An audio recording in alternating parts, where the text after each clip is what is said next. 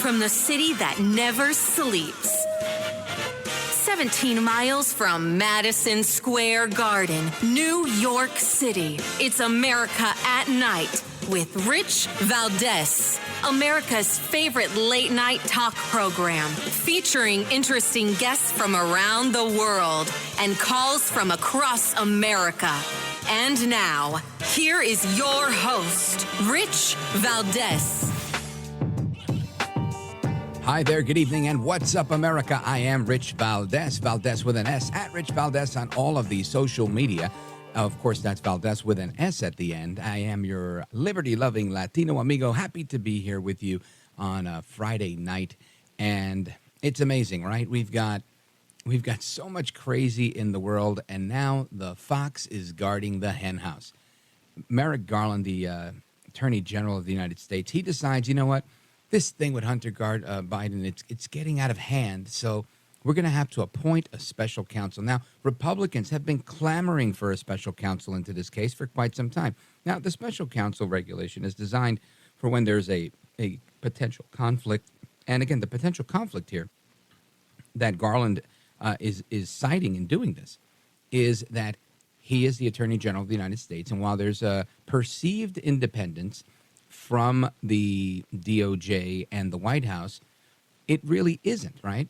It just theoretically, there isn't one. This is why they always said, Trump's lawyers. And it's the same case here. Now, of course, we expect that people are going to nominate someone, people being the president, whoever the sitting president is, they're going to nominate somebody that they believe is going to be impartial and qualified, and that person's going to sit for Senate confirmation, and they're going to be above reproach and have, high moral character and all these things. But we haven't really seen that from Merrick Garland, right? Merrick Garland is the Attorney General that turned a blind eye, and for my belief, actually allowed or even helped draft, for all I know, this letter that said that parents had to be looked at as domestic violent extremists. Remember the letter? I think it was October of 2022, maybe 2021. Just absolute insanity. So Merrick Garland decides to appoint the guy that approved this sweetheart plea deal for Hunter Biden to not get charged on a gun charge, for Hunter Biden to have some sort of blanket immunity moving forward from all cases. The deal was so crooked, and we talked about it on this show, that a federal judge rejected it. And yet here we are with that same guy, David Weiss, the United States Attorney in Delaware, who is now the special counsel. I mean, what difference was there, right? He was already the U.S. attorney on this. So the idea, in theory, would be, if you're going to appoint a special counsel because you think this is too close to home because it involves the president's son and there's alleged criminality by the House Oversight Committee saying that this whole thing is part of a larger conspiracy for bribery that involves then Vice President Joe Biden, current President Joe Biden. Yet all the Democrats can say is, well, this is totally unfair. They're trying to come after Biden for things he did while he was vice president. Why didn't they go after him then? And how are you going to hold that against him if he's president now and he didn't do those things now? Now, while that may make sense, if you're not paying attention and you may have just woken up, but the reality is these things are still going on, right? They all the characters involved here, China, Russia, Ukraine. Are we still not dealing with China, Russia, and Ukraine? Is Joe Biden not being incredibly soft on China, Russia, Ukraine? Of course he is. So then this idea that he is somehow immune from being involved in this is crazy. It's just crazy to think that. It's crazy to think that you're going to take the guy that's already been overseeing the case and did such a bad job that a federal judge said, no, thank you. You're going to take that guy and you're going to put him in charge of the whole thing as a special counsel. This is another example of the smoke and mirrors that comes out of Washington, D.C. It's political sleight of hand. This guy, Weiss, is not the guy, right? He's just simply not qualified, not eligible, not anything to be the special counsel in this case. Yet that's who they picked. They picked the fox to guard the hen house. I mean, it's ridiculous. But Merrick Garland had a news conference today saying that Weiss will be the new special counsel. Listen to this. On Tuesday of this week, Mr. Weiss advised me that in his judgment, his investigation had reached a stage at which he should continue his work as a special counsel, and he asked to be so appointed. Upon considering his request, as well as the extraordinary circumstances relating to this matter, I have concluded that it is in the public interest to appoint him as special counsel. This appointment confirms my commitment to provide Mr. Weiss all the resources he requests. It also reaffirms that Mr. Weiss has the authority he needs to conduct a thorough investigation and to continue to take the steps he deems appropriate independently, based only on the facts and the law. Mr. Weiss will also continue to serve as U.S. Attorney for the District of Delaware. As special counsel, he will continue to have the authority and responsibility that he has previously exercised to oversee the investigation and decide where, when, and whether to file charges. The special counsel will not be subject to the day-to-day supervision of any official of the department, but he must comply with the regulations, procedures, and policies of the department. So it sounds to me like they said, you know what, let's take the fox, who's already been guarding the hen house, and let's make sure that he's the only person guarding the hen house, and this way, if anything happens, he can kind of clean it up. David Weiss is going to conduct a cleanup operation here, right? This is a cover-up. That's all I can conclude from this. He says to his boss, hey, look, I've every legal means here to protect Hunter Biden, I've exhausted. The judge even threw out the thing that I did there. So, I mean, the deal that we tried to give him, the plea deal. I don't know what else I can do. The only other way to get around this is if you make me special counsel. And this way, nobody can interfere with my work because I'll be protected under the special counsel regulation. And he says, well done, young lad. Go right ahead. Carte blanche for you.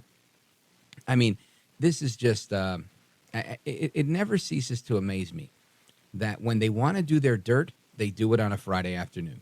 That's always how it goes, right? It's always on a Friday afternoon where they release this information so that now people are on vacation. It's the 11th of August on a Friday. Most people are working, if they're even working on a Friday, because they're taking off Fridays for the summer or whatever and whatnot. Nobody knows. Nobody cares, right? He says this is in the public interest. This flies in the face of the public interest.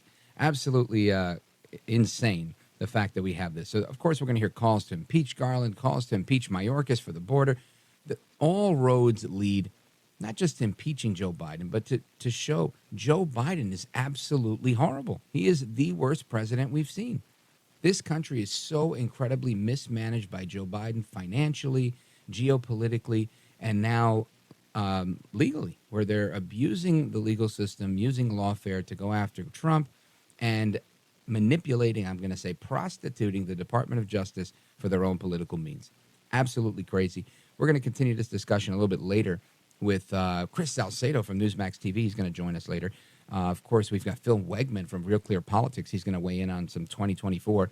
And, of course, I want to get into CPI, the Consumer Price Index, and a look at the economy and a couple of other political topics with our buddy Dennis Kneale. He's coming up next. So don't move a muscle. It's going to be a kick-butt show tonight. Make sure you put the volume up, pull up a chair, bring the family around the radio like back in the days, because you don't want to miss this. You're going to learn a few things. I hope you might even get a chuckle or two out of this stuff. So don't move a muscle. Keep it locked right here. I'm Rich Valdez. This is America at Night with Rich Valdez.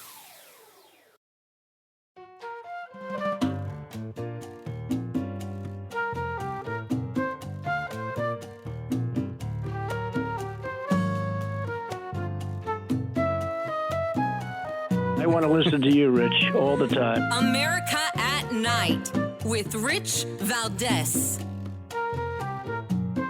What do you say to those Americans who make that point that they don't feel the benefits of what the president is saying is an improving economy? Well, we have 13 million more jobs.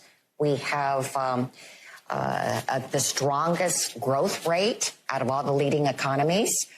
We have a reduction in inflation. So for people who are looking at their pocketbook, they should find that things are less expensive than normal. So for everybody's everyday life, things will get better, I can guarantee you. All right, America, welcome back. That's Julie Chu on the Sunday shows, Meet the Press, if I am not mistaken. And she says, everything's expensive, but it's not so bad. Things are going pretty good.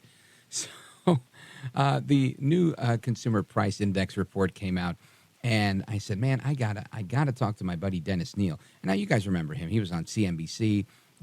He was a writer for the Wall Street Journal, and he's got an amazing podcast now. It's What's Bugging Me. You could hear it on Apple and Ricochet and every other podcast platform that's out there. Dennis Kneale, welcome.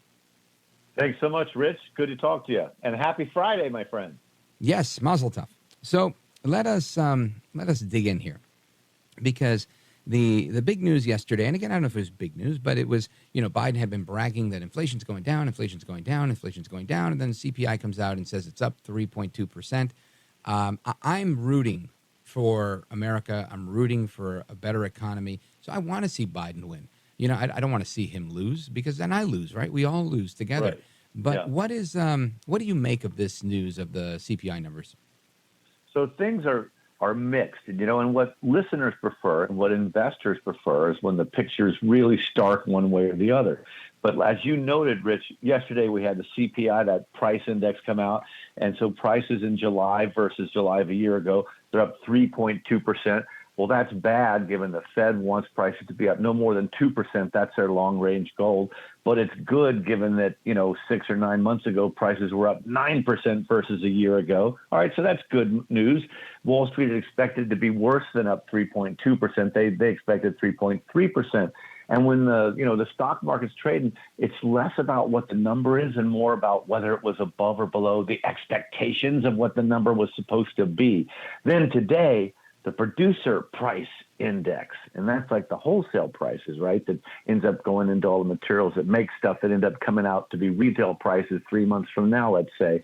The producer price index came out, and that sucker's up more than expected. It was up 0.3% over the month before, and the Wall Street wanted to be up only 0.2% instead of 0.3. So that's a big deal. And so it was the stocks, both the big S&P 500 index and the Nasdaq, both ended up down for the week, Rich, just like they did the week before. That's 2 weeks down. So it's all mixed back and forth. But here's the surprise, Rich. Where's the recession, man? We've been talking about it for over a year, fearing it, all the experts. It never came. Now they're starting to say maybe it's never going to come. The weirdest thing came out earlier this week. Atlanta has this Federal Reserve Bank, right? You got these different regional banks that are part of that whole Federal Reserve Board, Rich. And Atlanta, they're in charge of predicting stuff and projecting. And they're projecting for the third quarter ending September 30. We're in the middle of it now. 4.1% GDP growth. That's like more than double what the Fed would hope for. And so what's going on? So the economy is doing better in some ways than you expect, and yet we're not feeling it, are we? Look at what you just played, Rich. We're not feeling it. So how do we explain that? How do we reconcile that? Because I know exactly why. I'm still spending a ton of money. I don't want to spend that money.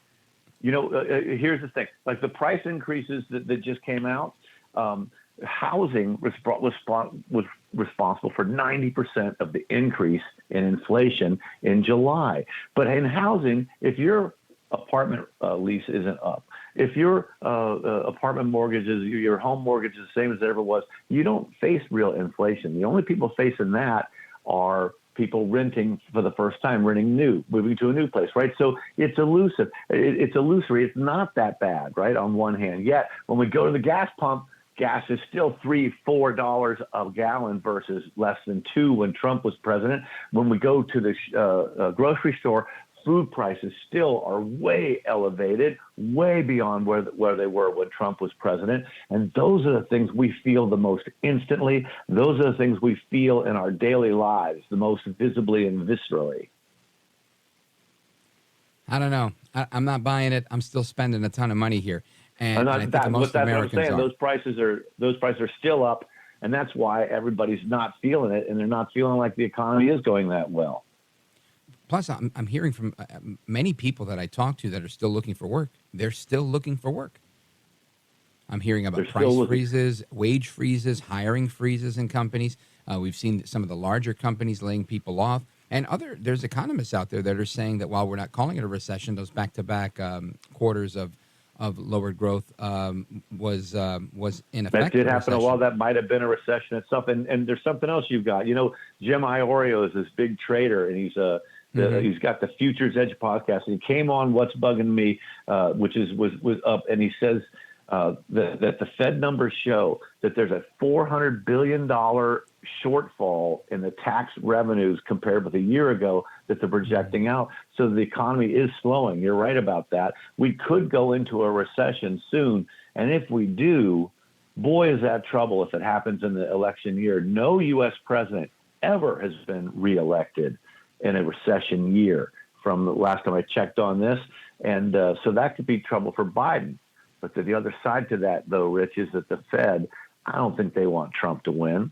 I think they are a political animal, and I think the Fed will make sure to cut rates before the election year, but so that they can stop a recession from sinking in with too much vengeance, because they want Biden to win. Well, yeah, that makes a lot of sense. I just wonder how it's one thing to play the game and fool or manipulate Wall Street, right? So you can say, hey, look, I'm going to finagle these numbers here so that, you don't have these reactions that we see when inflation goes up and whatnot. But on the other side of that coin, you can play that game all you want. If that doesn't, to use the term trickle down, if that doesn't transcend to the people, and people aren't saying, I'm going on that vacation, I'm going to do this, I'm doing a lot better financially now, I think people are going to still be dissatisfied. Every poll that's out there indicates that Americans are not super pleased with Biden, but they're even less pleased with his performance on the economy. So while he's saying that he's doing great, I just don't know if the people believe it. And reports like this are, they're questionable. That's why I asked how big of a deal you thought it was. Rich, they talked about the wisdom of crowds. And the fact is, people are smart, and they know that the economy, to the extent that it's surviving at all, is doing so in spite of Joe Biden rather than because of it, to the extent the economy is growing, because Biden came in and his policies instantly made the economy worse. I mean, they're spending an extra $2 trillion on something they call the Inflation Reduction Act. That fuels inflation, right? They had the anti-drilling. They instantly cut back, and we lost the #1 title in the world for producing oil and nat gas. Prices soared. That's directly because of Biden's policies. That whole climate change dogma is adding billions of dollars in cost to business. That ESG agenda is killing capitalist spirits, His many scandals are kind of destabilizing for the market outlook. So this economy, if it's succeeding at all, Rich, is succeeding in spite of Joe Biden. Yeah, I agree with that. And I'm going to continue the discussion on the economy and a couple of other topics with Dennis Kneale. He's host of the What's Bugging Me podcast. Make sure you check that out. Dennis Kneale from CNBC. You know him from there. You know him from the Wall Street Journal. Great guy. He's been on this program before. And we're going to continue this Financial Friday edition for a little bit longer because there's more to discuss. So don't go anywhere, Dennis Kneale. Stick with me, folks. America, keep it locked right here. We're coming right back to continue our discussion with Dennis Kneale. And you can call us, 833-482-5337, 833-4-VALDEZ. I'm Rich Valdez, and we're coming right back.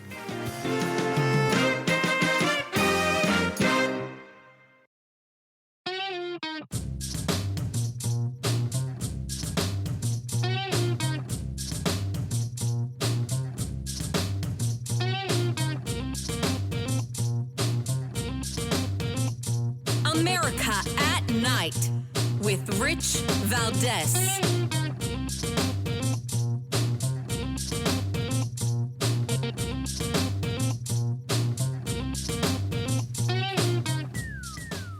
All right, welcome back. It's Rich Valdez. I'm here with Dennis Kneale. He is the host of the What's Bugging Me podcast. And we have Karine Jean-Pierre earlier in the week. She says that despite the bad poll numbers on the economy, it doesn't really tell the whole story. Biden's really doing a good job. Check this out. The latest CNN poll out just days ago showed that Americans are pretty sour on the state of the economy. They think it's in a downturn or getting worse. About half of respondents The president's approval rating for his handling of the economy is at 37%, 30% on inflation specifically. From the White House perspective, why is there disparity between the good story, the narrative you think you have to tell, and how it's received by the American people? So a couple of things, Victor. Look, as we know, polls don't show everything. They don't tell the full story, as you just stated. And we have to remember, if you look at where we were back in the fall of 2022 during the midterm elections, when the president delivered a historic midterms for Democrats, when we think about how, as a Democratic president, he delivered a victory that we hadn't seen in decades, right? And he led that messaging throughout those months going into November. And we are in a stronger position now than we were back then in the fall. And so that is important to note. So that's Karine Jean-Pierre, the White House press secretary, saying that, listen, the polls don't tell the whole story, right? Meanwhile, CNN has a poll just about a week ago. Half of Americans think the economy is getting worse, despite months of stronger economic news. Again, because economic news only goes but so far, Dennis Kneale. Yes, absolutely, Rich. And the thing is, what we just heard there from Karine Jean-Pierre, the reason they can say things look good is it's because of this old blues song that Furry Walters gave in like 1920 or something. I've been down so long it looks like up to me. I mean, sure, it might look good compared with how far things that were down in COVID. But when half of America thinks, no, the economy is getting worse, you got to start worrying that people know more than the experts know, and that they do sense something out there. You talk about friends of yours looking for work that can't find jobs. I've met this week with two different guys who are out there looking hard and have great resumes. I know quite a few people like that. You're right. Big tech companies, the biggest, richest companies, are themselves cutting back 10,000 and 20,000 jobs. And small businesses, a lot of them still reeling post-COVID. I walk around my neighborhood in Brooklyn, Rich, and you see restaurants still shuttered. They've been closed for 2 years, spaces that still haven't rented out. And so we're still not firing on all cylinders, are we? No. And it's expected that the White House press secretary is going to provide spin. But the polls are polls, right? And I take a poll with a grain of salt. But this poll that I'm looking at here, right, this is 51% say they think the economy is still in a downturn and getting worse. And that's a CNN poll. And yeah, I'm thinking this is bad. Now, Biden's overall approval rating stands at 41%, right, which is kind of where he's been since springtime. But his approval drops to 37% when people are asked, how is he handling the economy, right? And further, 30% for his handling of inflation. So it seems very, very bad. And if you look at just the independents, it's only 26% that approve of his handling of inflation. So I think that's devastating among independents, isn't it? It's a horrible number. And see, that's what people feel the most. And the worst thing is that the administration will blame oil companies for raising prices, even as it passes regulations that raise the price of oil, and it's responsible for that. And they complain about companies raising prices to profiteer. But, money can't chase after higher prices unless there's more money flooding into the system. And remember that the Fed's balance sheet in recent years, before the 08-09 meltdown, the Fed balance sheet was around $900 billion. It swelled up to $9 trillion in fake money that the Fed, bought bonds through Wall Street, U.S. bonds, et cetera. And so that flood of money into the system does end up itself chasing after higher prices and fueling higher prices as a symptom of the inflation of money. And that is Biden's fault and Congress's fault, that $1.9 trillion Inflation Reduction Act, which is so funny and ironically named because it does the opposite. And then they just had that debt deal, Rich, right, where they're going to be able to borrow an extra $3 or $4 trillion in the next 2 years. Both parties agreed to that. And American people, they know better. They don't run their own households that way, do they? Although our credit card debt is up past $1 trillion for the first time in ever. Even though our interest rates set by the Fed, that overnight borrowing rate for banks, that's up to a 22-year high.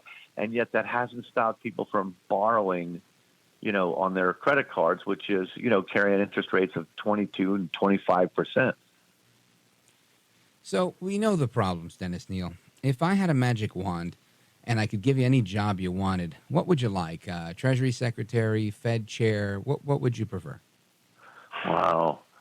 I'd like to be, you need an economic czar, kind of a tech-oriented economic czar, don't you, to look at problems. I mean, wouldn't it be great to be, I'd like to be the breakup czar of the federal government. Break up the FBI and move it out, regionalize. You know what they did with the Bell system? They broke up AT&T into 7 regional Bell companies years and years ago. Well, they ought to break up the government and move it out of Washington and break it up into regionals and separate it. Wouldn't that be fun? That'd because the regulation stopping business from growing and strangling business is stopping us from getting going again is just terrible.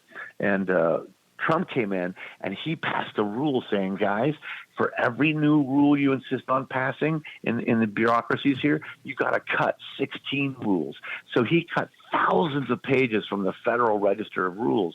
But then comes Biden and Democrats, and they're just piling on, and it kind of strangles the economy and stops it from growing. There's two things. I'm sorry to talk so I don't mean to filibuster, Rich, but no, that's how fine. Things are, but then there's how we feel, okay? And you know what? If we had a better leader, a better communicator who knew more what he was talking about, he wasn't swamped by scandal right now. His coke-snorting son wasn't, getting sweetheart deals from the government. He didn't have his own Justice Department breaking the law by appointing a new special prosecutor who's supposed to be outside the government, but is instead one of his loyal lieutenants inside the Justice Department, this Weiss guy. That happened today, didn't it? All these scandals, it makes you an American citizen going out and earning your money and doing your work feel like things feel flimsy and unstable and what the heck's going on. And so you can't have confidence in where we're going because the president doesn't know where the heck we're going.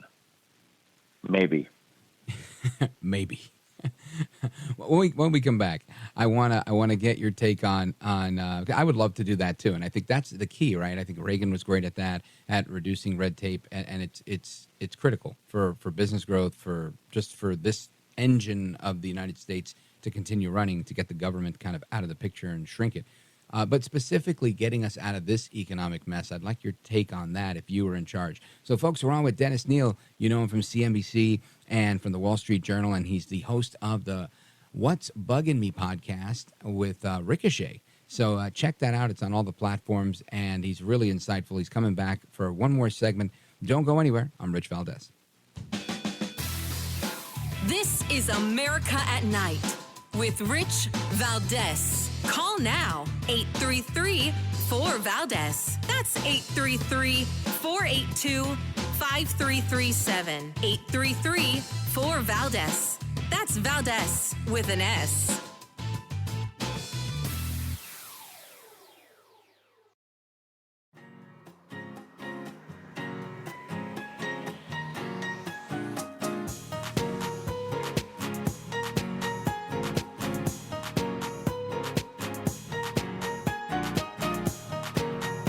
This is America. This is Night. This is Rich Valdez.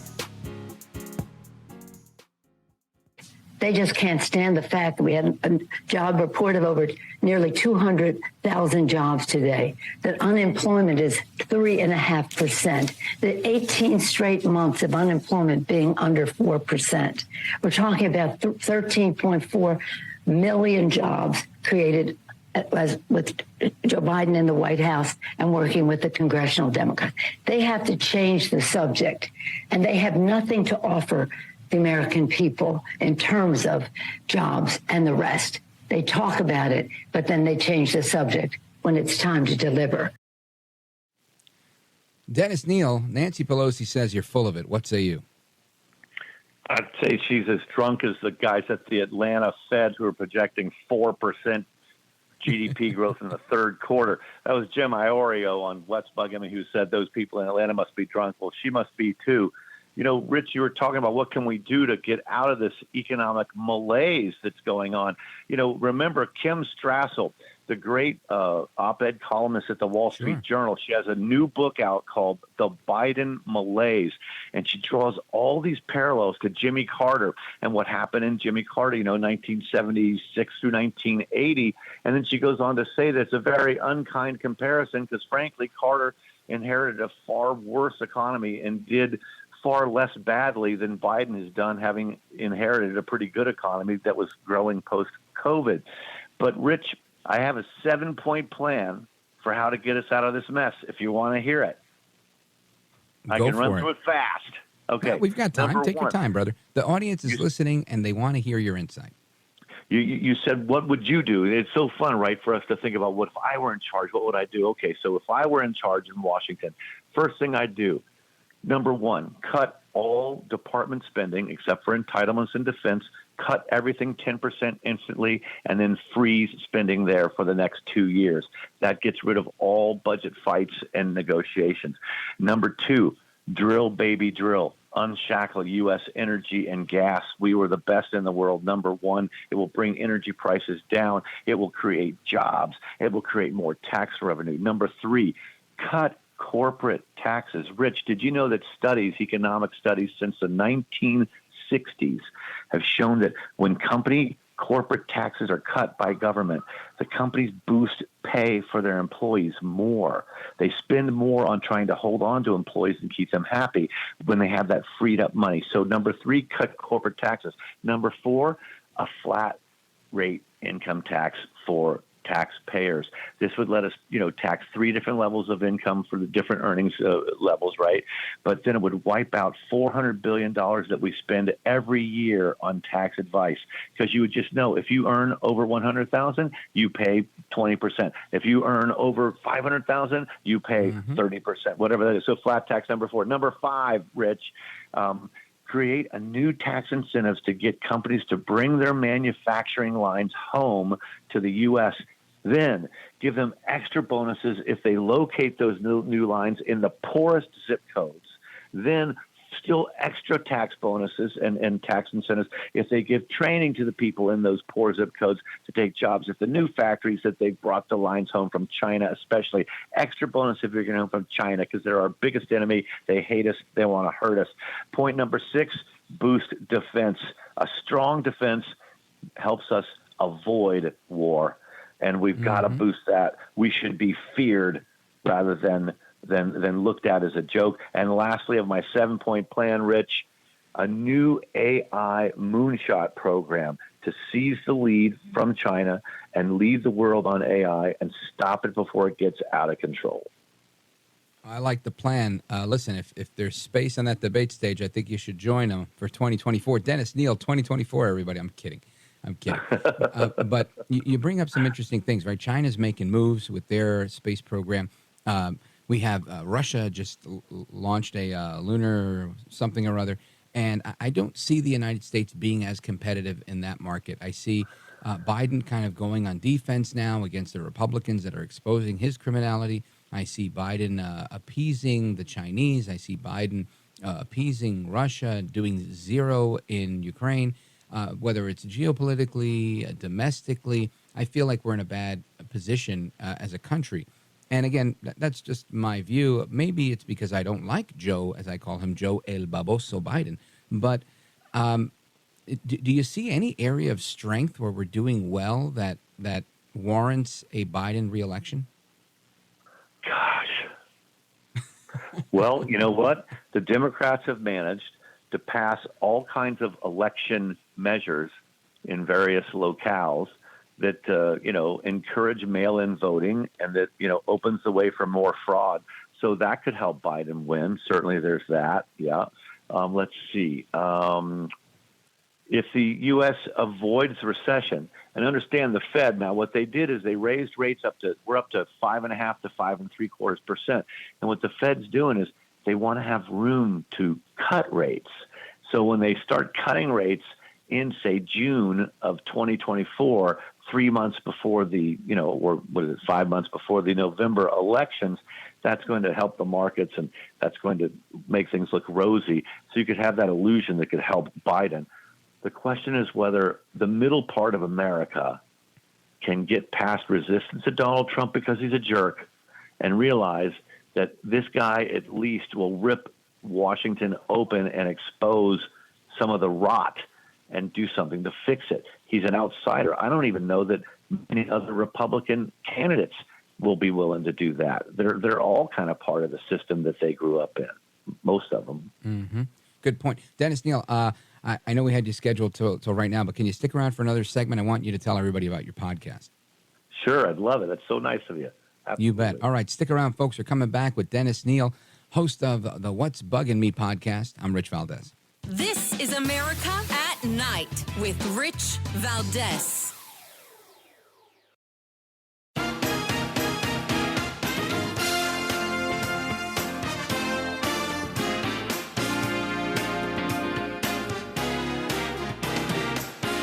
Richie V, I want to thank you. People need to know you're not only a great call screener, you're even a better broadcaster. America at Night with Rich Valdez. All right, America, welcome back. We're on with Dennis Kneale. And Dennis Kneale, you know, I started a little over 5 years ago in this business, and I started out as a producer, call screener for the great one, Mark Levin, and quickly got myself a podcast and did well with that, and then ended up on radio, and I love it, and here I am. And I think podcasts are such a great way to communicate with people, and I want you to tell everybody about your podcast. Well, that is such a nice setup, man. I mean, this is why you're one of the incredibly well-liked people in the business, because you're so gracious, Rich, and I appreciate it. Well, you know, I'm Dennis Kneale, and I was this longtime journalist, guys. You know, Wall Street Journal, Forbes magazine managing editor, was an anchor on CNBC and Fox Business. And then I get fired in 2014 with like 15 minutes notice, and nobody will hire me. No PR firm, no media company.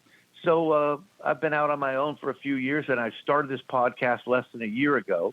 And, man, we're telling stories that the media won't tell, because I've seen the media change so utterly and go totally liberal and lose their minds. Trump broke them. And so I did this podcast to talk about politics and business and growth and personal growth. And the thing is, you realize, and I know you know this, Rich, that as soon as you get on there, the temptation is to want to do all the talking, but really people want to hear you listen to guests. And so we've been able to bring on great guests like the former Undersecretary of State Keith Krach from the Trump administration. He's a big China critic. We had the Wall Street Journal's Kim Strassel come on, best-selling author. Lanny Davis, who, you know, kind of personally advised Clinton during the Monica Lewinsky scandal. He's an old source of mine. He came on. Carol Roth, best-selling author. She's got a book out now, You Will Own Nothing. And Asra Nomani, who did a book on on radical Islamism, and now she's going after the school boards who are, sexualizing kids. We had this ESPN tennis commentator, Doug Adler, canceled years ago when as soon as Trump got elected, because they thought he said that one of the Williams sisters was playing guerrilla tactics when he was talking about guerrilla warfare. How do people catch the podcast? How can they hear it?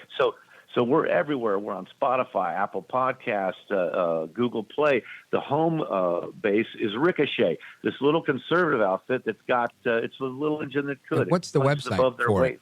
And it's ricochet.com. That's RICOCHET.com. You'll find What's Bugging Me there. You know, calling it What's Bugging Me. Oh, I'll let you go, man. I had that on Fox, but unfortunately, it's listening. You know how radio goes. That's the podcaster in you. No clock. Folks, we're on with Dennis Kneale. And check out his podcast, Dennis Kneale. He's at Dennis Kneale on Twitter. Dennis, thanks for being with us. Take care now. Thank you. You got it. Folks, more to come straight ahead. We continue with hour number 2. You don't want to miss it. We're going to talk about the 2024 election with the politics editor from Real Clear Politics, Phil Wegmann.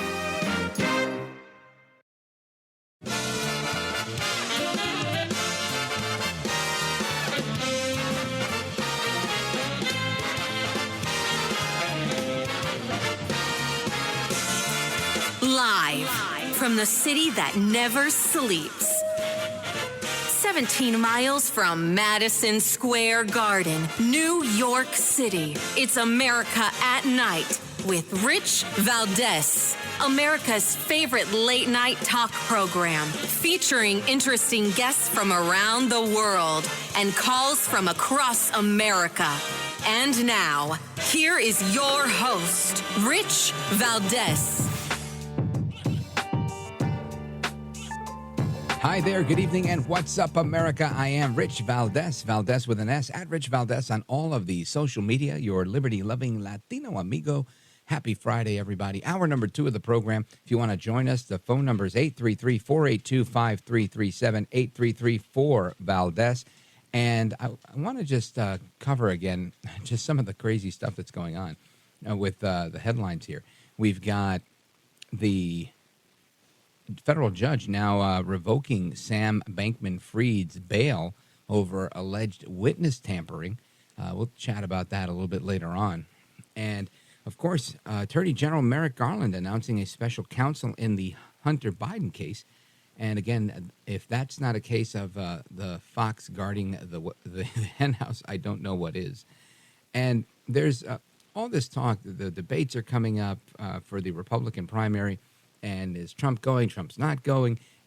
All this stuff that's been brewing over the weekend. I wanted to get to the bottom of it with Phil Wegmann.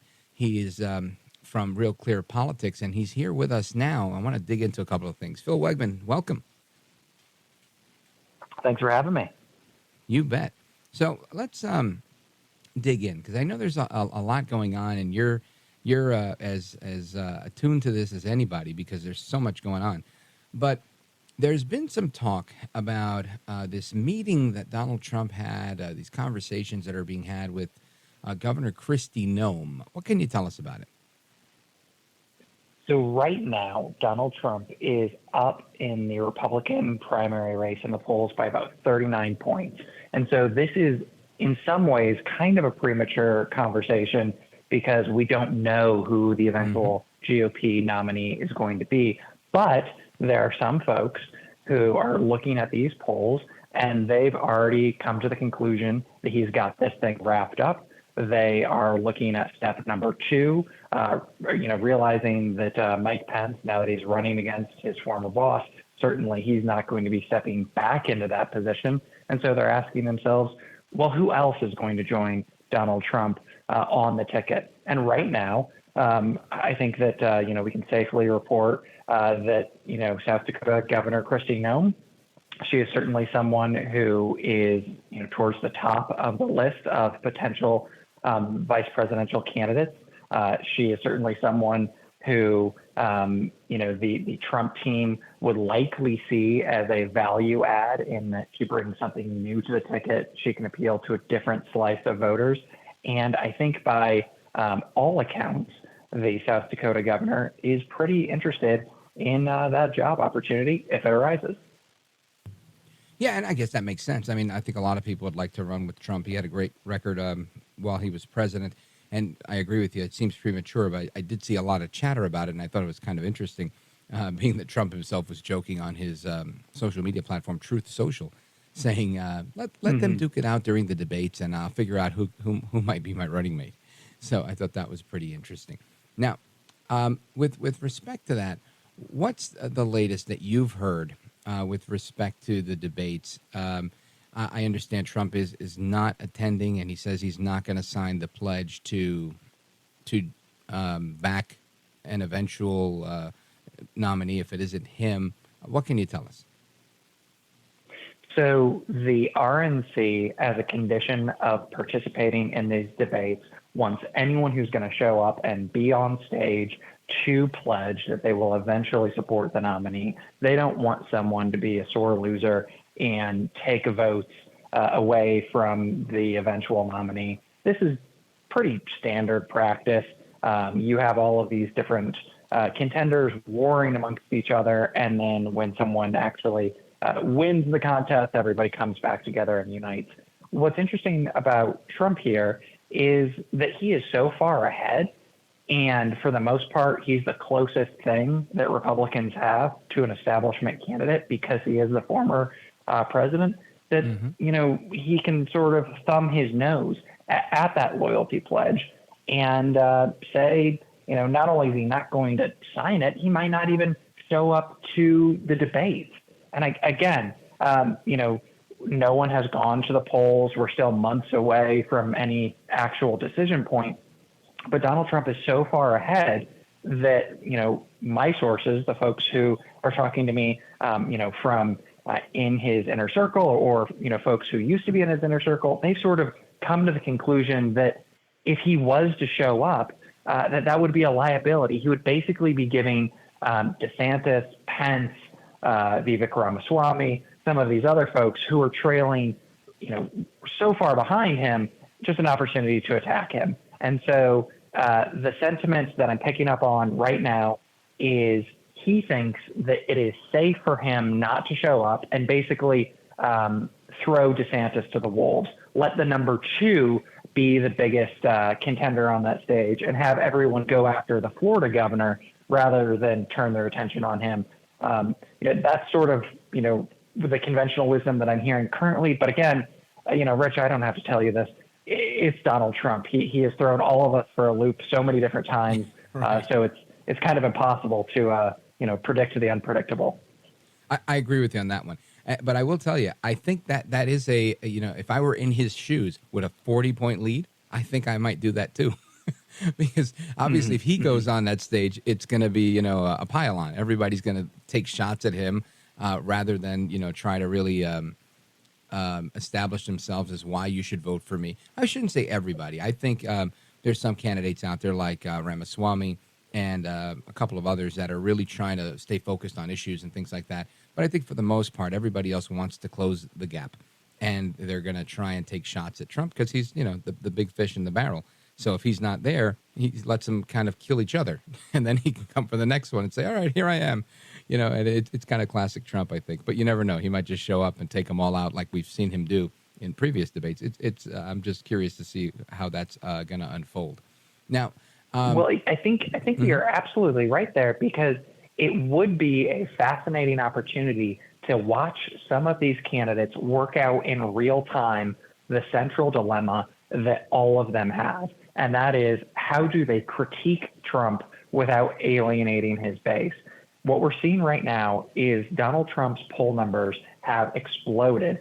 His pollster, John McLaughlin, told me before the first indictment, the Manhattan indictment in April, he said that in all likelihood, this was going to help them in the primary. And we've seen that happen. We've seen, conservatives rally to Donald Trump because they see, in their assessment that the left is going after him. And so right now, we're in this sort of strange moment where some of his competitors are having a hard time landing a glove on the former president, because there are a lot of Republicans who would interpret any attack, even if it's from the right, as basically doing, the less dirty work for them. So it puts the competition in a very strange, difficult spot. I agree with you. And, what's interesting about that whole dynamic is it would give me pause. Like, let's say I wanted to run for president. I would think, man, how do I do this, right? How do I run as Trump? Because obviously the base liked the Trump policies. I mean, many of them like Trump personality too. But they, those in the base that say, I don't like Trump's tweets, I don't like his style, he talks too much, whatever their critique is, most of them are still on board with his policies. So if you have, these other candidates that say, okay, I have Trump policies and I'm going to, espouse those policies, but I'm going to be, more polished, more presidential, more whatever. How do they make that case and trash him at the same time? Because it's like saying, I'm going to out-Trump Trump. I say good luck. Yeah, there was a theory of the case that some of these guys could be a standard bearer for Trumpism without the personal liabilities of Trump. And essentially, the Republican base has said, no thanks. Right. There was a hope among, some Republicans, some conservatives, that maybe Governor DeSantis could be that alternative. But thus far, we haven't seen any appetite for an alternative. DeSantis is polling at about 15% nationally. Obviously, a lot of things can change between now and the Iowa caucuses in January. But, I've got to tell you, right now, the political dynamic is not one where you have voters, looking at DeSantis' foreign policy versus Trump's or, their economic policy. This is a situation where I think it really does come down to loyalty and to, a longing for the first, maybe 2-3 years of the Trump administration. And that's what's driving the race right now. The question that I think we're going to get an answer to eventually, unless things change, is are the things that are propelling Trump to front-runner status in the Republican primary, do those then become a liability in a general election? And, right now he's beating Joe Biden by about 1 or 2 points in a theoretical head-to-head matchup. And so it's kind of difficult for these other contenders to argue that they're more electable than the former president. So it's fascinating. And I think that, Trump joked that he was one more indictment away from wrapping up the nomination. Right, there may be some truth to that. Yeah, from cinching it, absolutely. Yeah, absolutely. I think that it according to the anecdotal data, it definitely looks that way. Folks, we are on with the White House correspondent for Real Clear Politics, Phil Wegmann, and we're going to continue this discussion. I want to get into a little bit there was an article you wrote here that I thought was really good, and I wanted to get your thoughts on Ramaswamy, because I think he keeps coming in on several polls as number 2. Him, DeSantis seems to be that's going to be the bigger race between those two, which is kind of why I'd like to see a debate without Trump, just to see those guys go at it, because I think that would be an interesting matchup. So stick with me, Phil Wegmann, if you can. And America, we're coming right back. Our phone number, if you have a question for Phil Wegmann, the White House correspondent for Real Clear Politics, 833-482-5337, 833-4-VALDEZ. This is America at Night with Rich Valdez. Call now, 833-4-VALDEZ. That's 833-482-5337, 833-4-VALDEZ. That's Valdez with an S.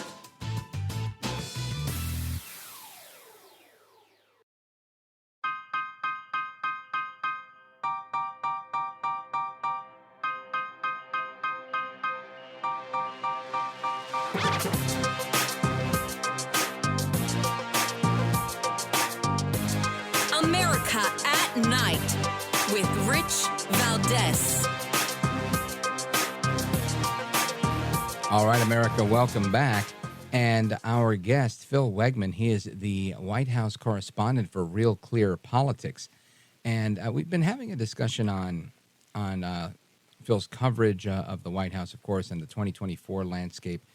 And I was curious to know your thoughts, Phil Wegmann, on Ramaswamy and what about him, from your purview, is what's making him... on several polls that I've seen, he comes in second place, where I would naturally have thought DeSantis would have, being a governor and a former congressman and having, all of that pedigree, that he'd be coming in second.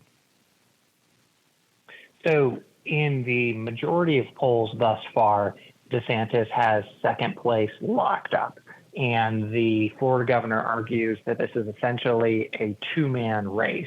But Ramaswamy is looking at how DeSantis has tumbled in the polls. He's dropped from about 30 points down to 15. And he's making an argument to donors and to voters that he is in a good position to eclipse the Florida governor and then really meaningfully compete with Donald Trump for the nomination. I think that what's remarkable about Ramaswamy is here you have someone who has no government experience whatsoever. He is a younger guy. I think he just turned 38 last week. But, he is a biotech entrepreneur, and his strategy from the very beginning has been to go everywhere, talk to everyone, and some of these viral moments, for instance, his back and forth with Don Lemon of CNN, that really sort of catapulted him to more consciousness. And, there are a lot of Republican operatives, people who, pride themselves on knowing how things are going to work out. They wrote him off, and now it seems that he's actually in a position to to stick around for a while and certainly shape, at very least, the conversation for this Republican primary. Do you think he's able to move back into that number 2 spot and take out DeSantis? We'll see at the debate in Milwaukee in 2 weeks if Ramaswamy has a really good night, if he's really able to turn the screws on DeSantis, on Pence, on some of these other folks who are also going to be on stage. I think that people will start to take a closer look. If you talk to the Ramaswamy campaign, they actually think that it is a good thing that, more than a third of Republican voters still don't know him. And their argument is that he has been able to, really gain a footing thus far, but he doesn't have the best name ID. And that, as there's more familiarity, that the momentum is going to grow. Look, I've got to tell you, I think the thing that makes Ramaswamy distinct from some of these other candidates like Trump and DeSantis is that he has a fundamental optimistic message. And he is arguing, that he is the candidate who's not just going to, recycle some of these old Reagan policies, but that he can represent generational change. We'll see if he actually has, the campaign infrastructure or, the necessary message to actually compete in Iowa, to actually compete in New Hampshire. But right now, I'm telling you, the Republican operative class and the Republican donor class, they did not expect this guy to make such a serious push. And he's surprising a lot of people right now. I look at this way, Phil Wegmann. I see Ramaswamy and I say, he's a good talker. He's very smooth. He's very smart. And what can you trash him on? Really nothing, right? Kind of like Trump when he came in. The only thing they could do was his Billy Bush tape, his comments. They go into his business records and try to say he did this and he did that. And that's probably what they'll try to do to Ramaswamy. But he doesn't have a political track record. So that's to his advantage, right? If they're going to try and argue with him, they're going to argue on whatever they found on his website or something he may have said publicly that they can try and pick apart. But he's pretty good on those things. On the other hand, when he's arguing, he can go at their record because they have a record. So I think he's going to stand a good chance. Yeah, there's no vote on some appropriations bill from 5 or 6 years ago that someone's going to dig up and say, oh, well, you were on the wrong side of this issue. I think that we will see more negative attacks on Vivek Ramaswamy, in the weeks and months ahead if he continues to perform well. I think this is a case where, they've kind of held fire thus far, but it'll be fun to watch nonetheless. It will. Phil Wegmann, White House correspondent for Real Clear Politics. I want to thank you for joining me. Folks, check out his work on RealClearPolitics.com. Follow him on social media. Phil, I want to thank you for staying up late with us. I appreciate it. Thank you. You bet. Folks, more to come straight ahead. We're going to talk with Chris Salcedo from Newsmax.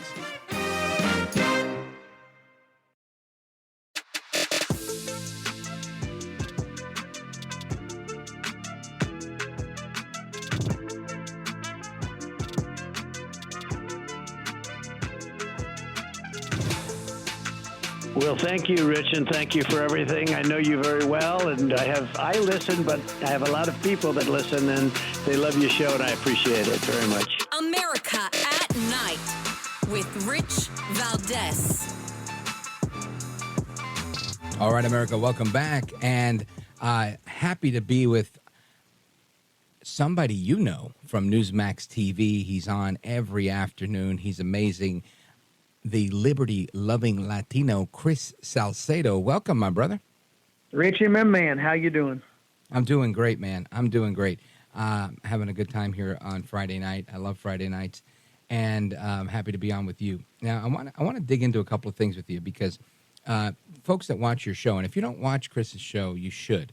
He always starts. He loves the Constitution. He starts his show with his monologue called "The Preamble," where he lays it all out. It's always terrific, and I want you to, give us a taste of that with with today's special counsel appointment of what I'm calling the fox now guarding the henhouse. No, you're so spot on, man. Everybody knows that the house of cards is collapsing. I think that today's special counsel appointment of a guy that's already proven to be corrupt, this Weiss guy, a Merrick Garland loyalist. Weiss, who has already shown that he tried to give a sweetheart plea deal to Hunter Biden, which would have been unprecedented immunity. By the way, to all the Democrats listening, unprecedented means it's never been done before. Yet you have to go slow sometimes for Democrats because they really don't understand. Because a lot of them, gov-ed, but whatever. We won't go there. But anyway, unprecedented. This guy, Weiss, tried to sneak past a judge to make sure that any charges that could ever be developed against Hunter Biden's malfeasance could never be traced back to the big guy, because that's really who they're trying to protect. They're trying to protect the big guy, the man who sits in the Oval Office, Beijing Biden. So with the appointment of the special counsel, you can rest assured that all the the conservatives who happen to call themselves Republicans, who have been doing a lot of great work in uncovering what Joe Biden has been up to, they've gotten very close. They've gotten too close. So Merrick Garland had to do something to basically allow any single time now a Republican says, hey, I want to talk to this person, I want to talk to this person about problems surrounding the Biden crime family, they'll say, well, this is part of the special counsel investigation, so we can't talk to you. And remember, Richie, the last time Mr. Weiss had a case investigating Hunter Biden, it took him 5 years to come up with a plea deal for blanket immunity. It took him 5 years to investigate and say, gee, you did some really bad things, but let's find a way to get you off the hook to protect daddy. So I think around 2028, 2029, Mr. Weiss might wrap things up. And, of course, that's the end of the next administration. So this is all a setup. And every American should know it's a setup from a corrupt Department of Injustice. Well said. Well said. And, what's so interesting to me is we've seen this before. And I think unless you're a connoisseur of these things, like, following the media, being a news junkie, that type of thing, you just hear news, right? Regular people who don't care about politics, there's plenty of them out there. And they hear this and like, oh, wow, Biden's good for him. He's so honest. He's so above board. And they don't stop to think that it's the same guy that's already been doing all of this stuff that got tossed out of court by a judge when he put that sweetheart deal together. It's unthinkable to me, honestly, the way that this is playing out. And the other thing that I found very funny is historically, whenever there's news that they don't want everybody to know, they put it out on Friday. Yeah.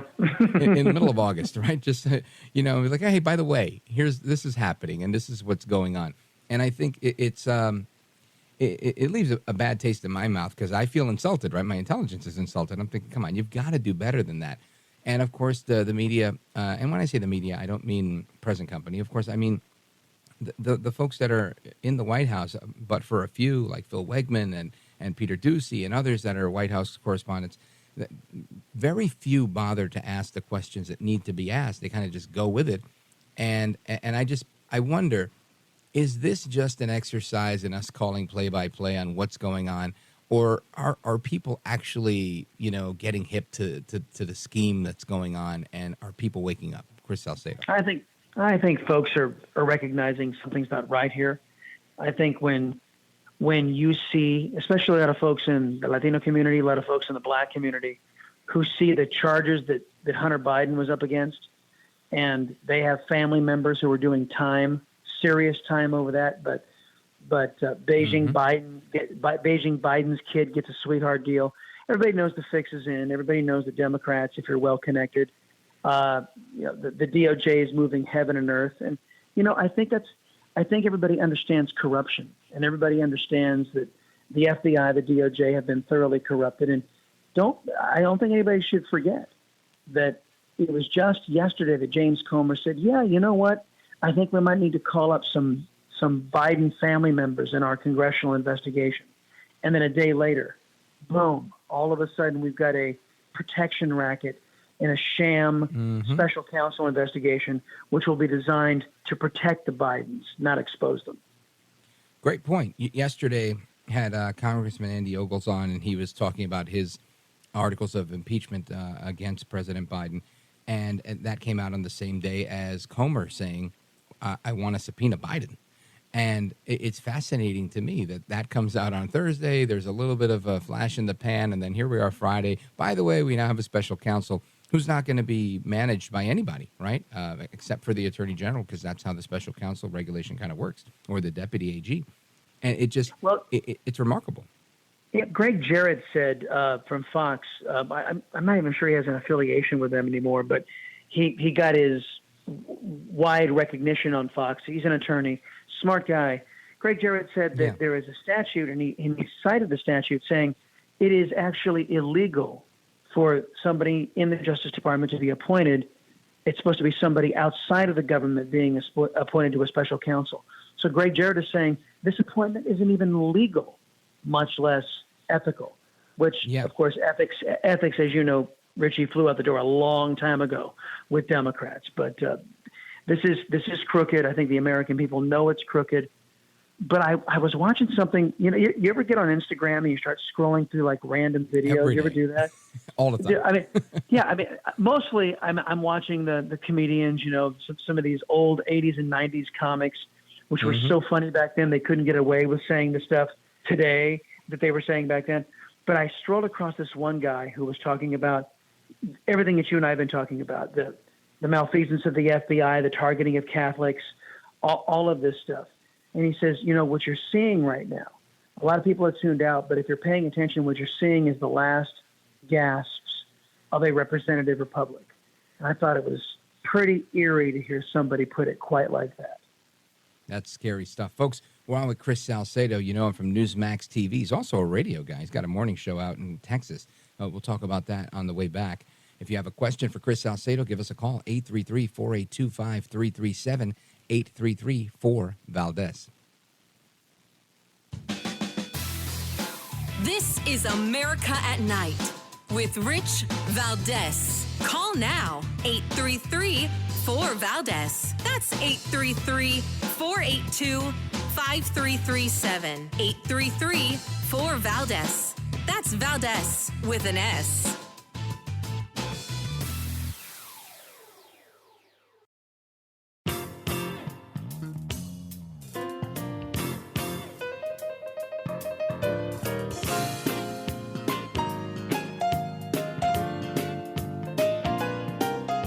My hands across America to the liberty-loving Latino, Rich Valdez. This is America at Night with Rich Valdez. Well, Joe, what I say is, you look at AOC. AOC has said in the past that in a European country, her and Joe Biden wouldn't be in the same party, right? And yet AOC has come out and endorsed Joe Biden for re-election, taking a lot of flack from some activists on the left. But the reality is the left understands two things. Number one, there is a fascist threat at the door, number one. And number two, Joe Biden's actually governed in a pretty progressive way and taken on board a lot of Bernie ideas, Warren ideas, and, you know, not as many as some of us might like, but more than we thought. And you can build on that. That's Mehdi Hassan from MSNBC. He's always a joy to listen to. And saying the progressives understand that there's a fascist threat at the door. And irrespective of what AOC does when she puts her face in her hands and cries at the border, the threat is really at the door of America at our southern border. And we're coming back with the liberty-loving Latino. You know him from Newsmax TV and from KSEV in Houston on the radio. Chris Salcedo, welcome back, brother. Hey, man. So now, what do you think about the threat that's at the door in your neck of the woods in Texas? Well, it is dangerous. We have 7 million illegal aliens that have already streamed in. That's a low estimate. We have 2 million illegal aliens that have gotten in, known gotaways. We have no idea who they are, where they came from, what their intent here is. They could be narco-terrorists. They could be foreign military. We have no idea. And this is the Democrats' vision for America. The Democrats who are in elected office know that they're going to be protected with men with guns, and they couldn't care less what these 2 million people are going to do once they get into the United States. to us. The Democrats know about the vulnerability of our electric grid. They know about the vulnerability of our interior infrastructure. And frankly, they don't care. As a matter of fact, the more Democrats, they believe the bigger threat they can usher into that southern border, the more harm, the more chaos will be unleashed on this country. And the people will be begging for government intervention. We'll be practically on our knees begging for government to take over our lives. Not to mention the fact that they're coming across that border, some of them with Biden T-shirts. They're naming their children Biden. Wow. It is really kind of sick. And sadly, Latino communities are being destroyed all along the southern border. And Democrats want the Latino community to know they don't give a damn how many communities they have to destroy for their perpetual electoral victories down the road, because it's already going, Richie. You know this. You've seen the stories. It's already happening in left-wing municipalities. The goal is now to give foreign nationals the vote. Because when you ask a Democrat who deserves to tell Americans what to do, every other country in the world, every other foreign national deserves to tell us what to do. And that's the Democrat way. It's a very sad state of affairs. And I'm looking at this piece in Breitbart. Biden administration increases migrant releases as border policies crumble under another surge. And it seems to me like this is just a regular pattern of events that Democrats have kind of embraced, of pretending to do their job while figuring out how to skirt the system and bring about whatever change they want to bring. And I feel like we can't get away from it unless we get new leadership. But it in the process, so many Americans are being brainwashed and subscribing to this, saying, yeah, good idea. It's great. New Americans. How do we fix this? Well, don't forget the leaders in the Republican Party, like Bill Kristol and Mitch McConnell and Mitt Romney, before 2016, I know, they beat the idea of us that illegal immigration was wrong. They actually got Americans to surrender on this before Donald Trump came down that escalator. So the Republicans would, they will take perpetual electoral losses from now until next Christmas, so long as they deliver for their special interests, as long as their pockets are padded, these non-conservative Republicans. So the way we stop this is we continue to expose it. I'm sad to say that this has been a bipartisan betrayal of our people for the better part of 30, 40 years. They have passed nonsensical and stupid laws designed to facilitate more illegal immigration, no matter how much the American people say. We don't want illegal immigration. Our elected leaders of both political parties have said, we don't care what you want, we're going to continue this. And it was Republican intransigence and Republican neglect that led to the abuses that we saw in the Obama regime and now in the Biden regime.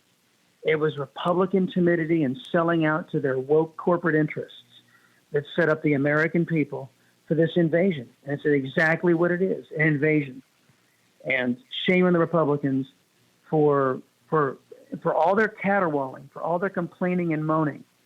And you know this, Rich, not one illegal alien has stopped coming across that border all these 2.5 years. It's horrible. Now, you talk about the Republicans, and I agree with you. There's a lot of really weak-kneed Republicans out there that need to get it in gear. But with that being said, we hear a lot of talk, and I think there's a lot of conservatives now in Congress that are in positions of some influence. But we hear about impeachments of Mayorkas, impeachments of Harris and Biden. And look, I'm all for all of them, honestly. But do you think there's enough political will in the House to bring about any of these, Mayorkas, Biden, Harris, Ray? Well, when you have 20 House Republicans voting to protect Adam Schiff, and they've only got a 5-vote margin to pass an impeachment, I mean, they can't lose, 4? They can't lose 4.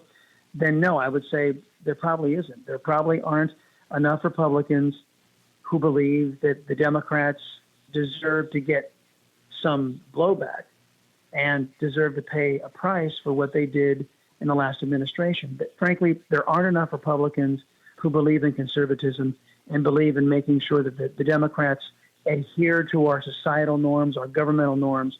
There just aren't enough left. And I don't know. I am more in line with this idea of a uniparty that it's them against the American people.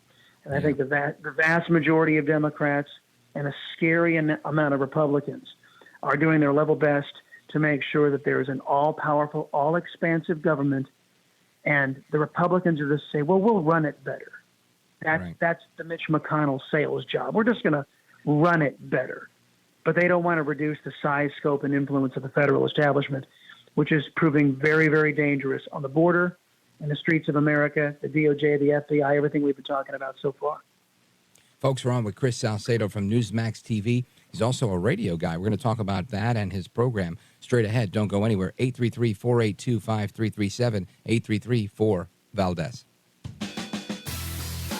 This is America at Night with Rich Valdez. Call now, 833-4-VALDEZ. That's 833-482-5337, 833-4-VALDEZ. That's Valdez with an S.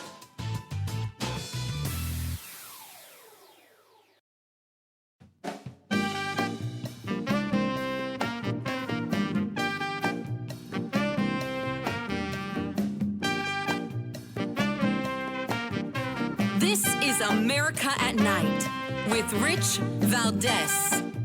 All right, folks. You know, hour number 3 is coming right up. Open Phone America. This is your chance to be heard. It's a tradition from Larry King to Jim Bohannon to me, Richie V. So we're going to continue that. But right now we've got Chris Salcedo. And Chris, I want you to tell everybody about the amazing show. If you haven't seen this show, I want you to watch it. He's got a radio show. He's got a TV show. Chris, tell us all about him. Yeah, Newsmax TV every afternoon, 4 o'clock till 5 Eastern. We open the door for prime time. The radio show's 8 a.m. Eastern till 10. You can hear it all over the country, I mean, with technology nowadays. But it's based in Houston, but we simulcast on Rumble and Getter, and we've got an expansion coming up in the near future. Hopefully I can come back and tell you all about it, but that's basically it. Go to chrissalcedo.com. We just revamped the website, so folks can check that out and find out how to hook up with me on social media and such at chrissalcedo.com. Chris Salcedo, you are a heck of a broadcaster. I actually looked at your website. It looks fantastic, the new website. People, you got to check it out, chrissalcedo.com. And Chris, you do an amazing job. I'm grateful that you came on tonight. Hard to get you, by the way. Very hard to get him. He's a very busy guy. But we got him tonight, and I'm grateful that you're here. I appreciate it. You're a patriot, a gentleman, and a heck of a broadcaster, and I appreciate it. Brother, you're the only guy I stay up late for. You're the man, brother. God bless you. All right. All right, night. folks. Good night. And Open Phone America is coming up now. Get your calls in now. The phone lines are wide open, and we're looking to have a good conversation tonight. It's Friday night, so you know I let my hair down on Friday nights. I'm looking forward to having that conversation with you guys. The number again, 833-482-5337, 833-4-VALDEZ. And lots to discuss. And again, for those of you that have voted for me for the podcast awards, thank you for doing that. I appreciate that. We'll know, I think, around September 9th or 10th. So I'll keep you up to speed on that if we came home with the gold. But I'm grateful to have the nomination for the People's Choice Podcast Award for the podcast of this program. Anyway, more to come straight ahead. Your calls and more with me, Rich Valdez, right here on America at Night. Don't go anywhere.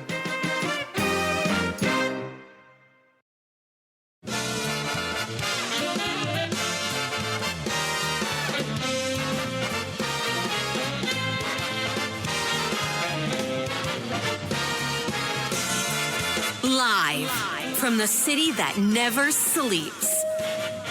17 miles from Madison Square Garden, New York City. It's America at Night with Rich Valdez, America's favorite late-night talk program, featuring interesting guests from around the world and calls from across America. And now, here is your host, Rich Valdez. Hi there, good evening, and what's up, America? I am Rich Valdez, Valdez with an S, at Rich Valdez on all of the social media. your liberty-loving Latino amigo. Happy to be here with you this Friday night. Hour number 3, Open Phone America. If you want to join us on our late-night national town hall conversation, feel free to do so. 833-482-5337, 833-4-VALDEZ. And a couple of things I want to get into. And we're going to get to your calls momentarily. I know that we have some callers on hold. I just want to cover this. This is interesting. So there are millions of kids missing school. Millions of kids are missing weeks of school as attendance is tanking across the United States. Now, we all know that there was this shutdown of schools and everybody went online and blah, blah, blah. But now that in-person school has resumed, the demand, I guess, for being in school just isn't there. And it's kind of crazy to see what's going on. Now, there's one parent here, the New York Post reporting, Rosemary Negron. Her 11-year-old son noticed a change. School seemed less welcoming. Parents were no longer allowed in the building without appointments. And the punishments were more severe. That's a shock. I haven't heard that. And he said everybody seemed more angry and less tolerant. So interesting to see what's going on in America here with kids not being happy to be in school. It's not a relatively new thing, but I could see the difference. But 15% of students were missing school prior to the pandemic. Now it's apparently much, much worse. And the Associated Press is reporting that an estimated 6.5 million additional students became chronically absent in this last year. I guess they're compiling data over the last year and 2 years, actually. Crazy, right? Crazy that kids are missing this level of school. And the kids that are going to school, this is now in Kentucky. This is crazy. Listen to this. Where'd it go? Here it is. Kentucky school system closes after what they're calling a transportation disaster. What happened? They left kids on buses and in schools for hours. The largest school system in Kentucky, they closed schools on Thursday and Friday because the superintendent said there was a transportation disaster. This left some kids on buses until just before 10 p.m. on the first day of school. That's outrageous. The district includes Louisville, which has 65,000 school bus riders. Absolute insanity. I couldn't imagine sending my kid to school and then not having the buses or the manpower or whatever and leaving these kids on buses or at the school, in some cases till 10 o'clock at night. I mean, that's just insanity to me. I can't even fathom how this is actually happening and how parents aren't up in arms. I'm sure they are, but I'm guessing on Monday we'll hear the aftermath of this. Very, very crazy. Anyway, let's get your take on these things. Let's go to John in Mooresville, Pennsylvania, WEEU. John, welcome. You're on with Rich Valdez. Welcome. How you doing, Rich? Hey, I'm doing good. Okay, I want to talk about this cocaine at the White House. Oh, boy. Okay. Now, I listened to Dan Bongino between 12 and... Buddy of mine. Huh? Between 12 and 3. Yeah. Okay? And he was on vacation this week, and a lady took his place. Are you saying that he's involved with this? Well, I'm not following. No. Right. Dan Bongino show. Mm-hmm. Anyway, he was on vacation, and some lady took his place. Yeah. And Miss Walters. Mm-hmm. And she said the Secret Service agent found this cocaine and reported to his supervisor and got fired right on the spot.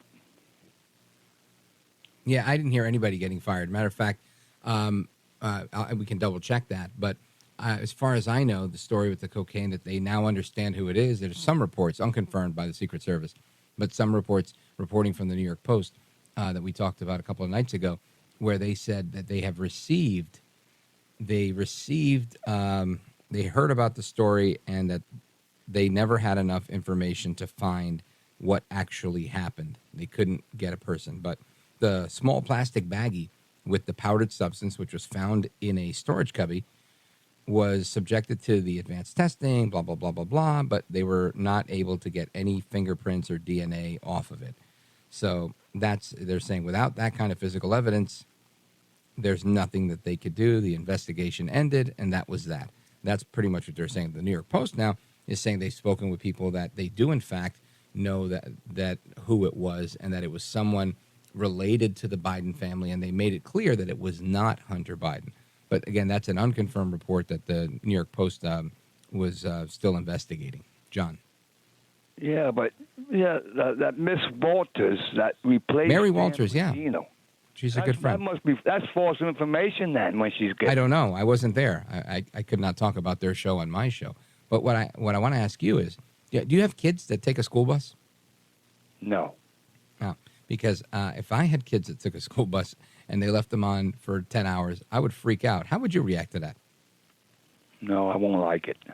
Yeah, me neither. Thanks, John. I appreciate it. Big shout out to everybody in Pennsylvania, WEEU. And let's continue. Let's go to David, Egg Harbor, New Jersey, WDEL. Go right ahead. How you doing, Rich? Real quick, I know you're a busy man. I think that the issue with illegal immigration, because you were discussing it, if I'm not mistaken, you were discussing it recently, right? Yeah. The big issue with illegal immigration is that it's ridiculous. It's gone out of whack. I mean, there's way too much. And even, my wife crossed the border illegally back in the early 90s. I married her, and the situation was okay, But so it's not like I'm totally against anybody who's an immigrant. I think that we should definitely have immigration. But it's just, I don't care whether you're talking to a liberal or a conservative. People see that it's way too much. We cannot sustain this, and it's got to be controlled. And I think it doesn't matter whether you're talking to the left or to the right, whether you're a conservative or a liberal. That's the issue. But what I think a lot of conservatives, because I'm more the progressive type, right? What I think that a lot of conservatives don't get, and I do wish that they would understand this point of view. When it comes to the progressive left, we're constantly talking about the ills of American foreign policy, and this goes back decades, is that one of the big reasons why there's such an issue with close to anarchy, and especially in Central America, is because of our government. And this is an interesting point that, let me just chime in here. It's an interesting point that Vice President Kamala Harris and AOC and others, they bring it up pretty often, right? And they constantly refer to the Northern Triangle and destabilization of these regions during the Reagan years and Carter and whatever and whatnot. And while it may sound pretty, I'm not saying it's not real. There may have been there's many places in the world where the United States has gone. We went to war in Iraq. We were in Afghanistan for 20 years, yet we've never seen this major influx of Afghans until Biden pulled out of Afghanistan, right? We've never seen a ton of Iraqis coming to the United States, and there are some, and there were some that left, and there was refugee programs at the time. But again, it wasn't anything like we're seeing now. So to make the case now, 40 years after some of the involvement that we've had in Central America. This, to me, it just doesn't fly, especially when you look at the people that were outside the Roosevelt Hotel, right? And you look at them, and these guys were coming from Cameroon and from all sorts of North African countries. You can't say that the United States went and destabilized North Africa, and that's why we're having illegal immigration there, because the exodus from North Africa, this has been going on forever, right? 10 years ago, there was a huge push to get people resettled from North Africa into Germany and then into France. And so, this push has been going on for a long time. If it were isolated to people coming from Honduras or from anywhere in the Northern Triangle, I would say we could have a discussion on that. But what we're seeing today really has nothing, in my opinion, to do with what happened 40 years ago. What we're seeing today is what you originally opened the call with, right? It's too much. We can't handle it. And the bigger problem is it's not the immigrant, right? The problem is the guy that's inviting them. And in my opinion, that's Joe Biden, Alejandro Mayorkas. These are the guys that are opening the floodgates. They send the military down there, and there was some video footage of National Guard people opening gates to let people in. They're playing a game where they're just allowing massive amounts of people into the interior of the country and then busing them to different places. And you don't have to take my word for it. Just listen to Mayor Eric Adams in New York. he's falling apart, right? He's on TV every day saying we can't do it anymore. It's unsustainable. It's just not something we can do. So I understand from the progressive foreign policy perspective that you want to criticize foreign policy and you want to criticize Reagan or Republicans, and that's fine. But ultimately, that's not what's causing today's problem, David. Can you hear me? Yeah, go right ahead. Yeah, right. No, I disagree with you totally. I definitely think that what happened 40 years ago has everything to do with what's happening in 2023. That being said, though, I'm not saying that I don't think we should control it. I absolutely think we should control it. But I do think, though, that a lot of Americans, millions of Americans, do not understand and fully comprehend that the vast resources of the American military has been made and used to kill hundreds of thousands of people around the planet, to globally dominate the planet economically and politically. We have toppled over 80, count them, bro. It's ridiculous. When I found out, I was flabbergasted. I couldn't believe it. Over 80 governments. There are only like a little more than 100 countries on the entire planet. Over 80. But all that being said, if we toppled all these governments and all these people, and we've done it over the course of 50 or 60 years, why is it that now in 2022, 2023, that we're seeing all of a sudden now, right? And that doesn't account for any of that stuff. You're talking decades upon decades of people that stayed in their country up until now that Biden came into office, and all of a sudden everybody's here. No. First of all, not everybody's here, but I understand what you're saying. I'm not saying that definitely Biden is the cause of this. I agree with you that he is. What I would like to hear from the so-called conservative perspective, okay, is the admittance that the reason why there's so much social anarchy, poverty, and absolutely distress in every sort of category that you could think of, especially in Central America, and to a certain extent in America in general, and the American continent in general, is because of our own government and because of corporate control that has been in control of our foreign policy for decades. And I don't hear that from a lot of conservatives. And you're probably not going to hear it, right? And here's why. Because this idea, right, this is a very old idea that people like Che Guevara, Fidel Castro, Hugo Chavez, these guys all embrace this idea, the Yankee go home idea, right? The imperialist Americans are here using their military might to take over here and destabilize here and make all these problems all over the world. And because of these evil people, we have to stop them and we have to band together, comrades. And this is communism 101, what you're talking about, right? This is literally communist ideology. I can't think of a conservative out there that's going to say, you know what, David, you're right. We need to embrace this communist idea that the problem is really the United States. It's our government. It's the military-industrial complex. Now, I agree that the military-industrial complex is a problem, and that it's a war machine, and we feed it. And there are some politicians that like to feed it because they make money on feeding it, and they're pressured to do so through special interest groups and campaign donations and whatever and what have you. But there's always an alternative, right? You get guys like Trump. He fed the war machine and didn't use the war machine, and he didn't start any new wars. So, I mean, there's always a way to go about that. I don't think the way is truly to say the problem here is America. The problem here is us and our evil pursuit of imperialism, and that's why we're making all the problems. And all we have to do is look at Central America, look at South America, and see exactly what's happening there. You've got the president or one of the candidates for president in Ecuador who was just assassinated, not by Americans, but by the cartel people, by a bunch of Colombians, 6 Colombians that they caught. These countries are destabilizing each other, and but for a few that are holding it down, like Bukele in El Salvador, there's a lack of leadership, and the corruption, in my opinion, has run amok in Central and South America, and this is the problem. Doesn't mean that the United States hasn't gotten involved at times where it should not have. I agree with that too. But ultimately, I'll never embrace the idea that we have to come against America because America's the big bad guy on the block.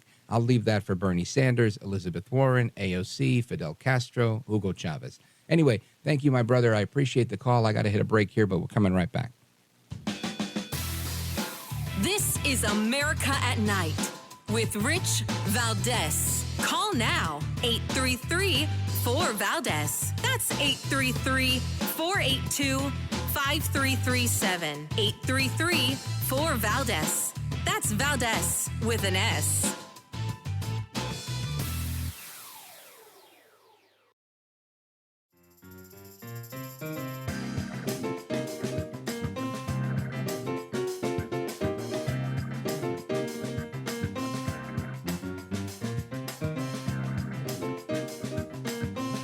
He's brown, he's bald, and he's breaking it down. It's America at Night with Rich Valdez.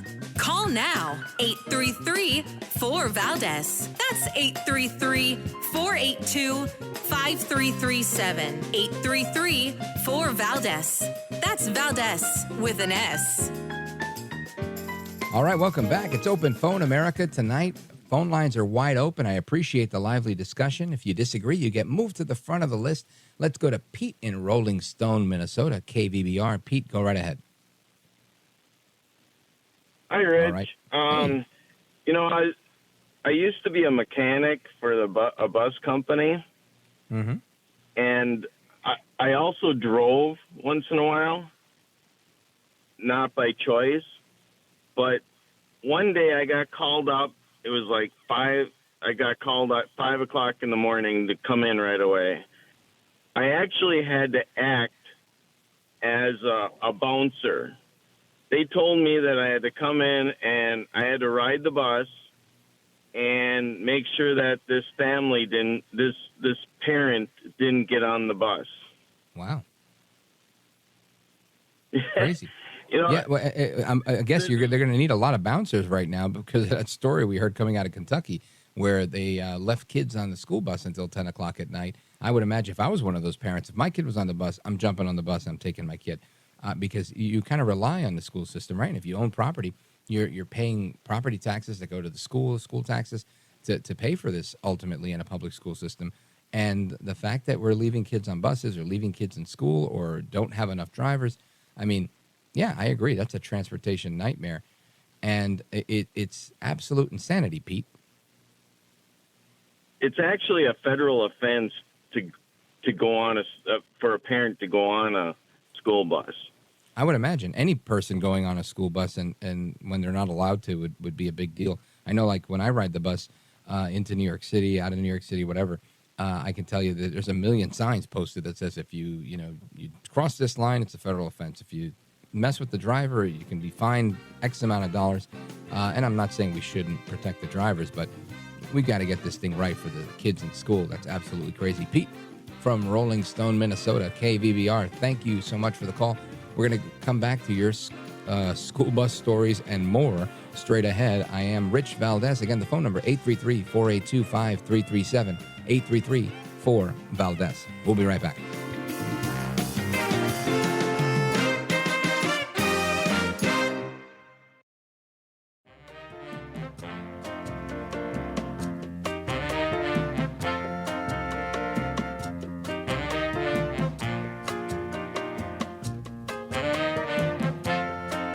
Call now, 833-4-VALDEZ. That's 833-482-5337. 833-4-VALDEZ. That's Valdez with an S. All right, America, welcome back. So, of course, we have some inspiring words from our Vice President of the United States. Her name, Kamala Harris. And, of course, I have nicknamed her Que Mala Eres, which means how bad she is in Spanish. Vice President Que Mala Eres. We actually made a song. It has like maracas in the background, like this, like. That's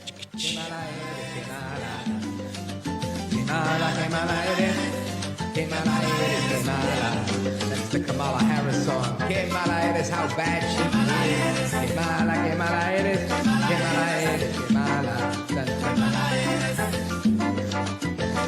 Que Mala Eres, right? Good old Que Mala Eres, the Vice President of the United States. Well, she was on MSNBC, I believe it was this weekend on the Sunday show with Joy Reid, or it'll be on this Sunday. It's this week's Sunday show. We've got a clip of it. And she says that she thinks about America's democracy when she wakes up in the morning. Here's how the vice president responded when asked what she thinks about when she wakes up in the morning. our democracy. Rev, I think everything is at stake right now. When a democracy is intact, it strengthens the people. It protects and fights for fundamental freedoms, individual rights. It's a fight for order against chaos. It strengthens. On the other hand, democracy, incredibly fragile.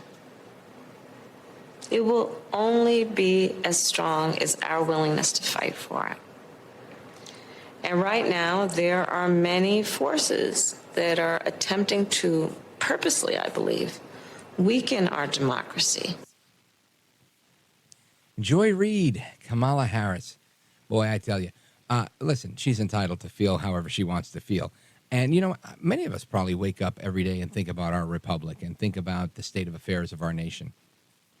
But good old Kamala Harris, right? She wakes up thinking about her democracy, yet she's part of an administration that is consistently undermining democracy. And I think it's just crazy. She's out there talking about gun control, and it's, to me, it's so disingenuous. It's so phony. It's fake. It's fraud. And it could be a fundamental difference in opinion. Maybe I'm wrong, right? Maybe we just disagree on things. That's a possibility. But I talk to people that I disagree with. We just had one on the phone before. We had a fundamental difference of opinion. That's fine. But Kamala Harris, I don't believe she fundamentally disagrees with me. I think she fundamentally disagrees with the idea of America. She fundamentally disagrees with the nation that we all know and love. And she's part of the problem, not part of the solution. Anyway, I want to go back to the phones.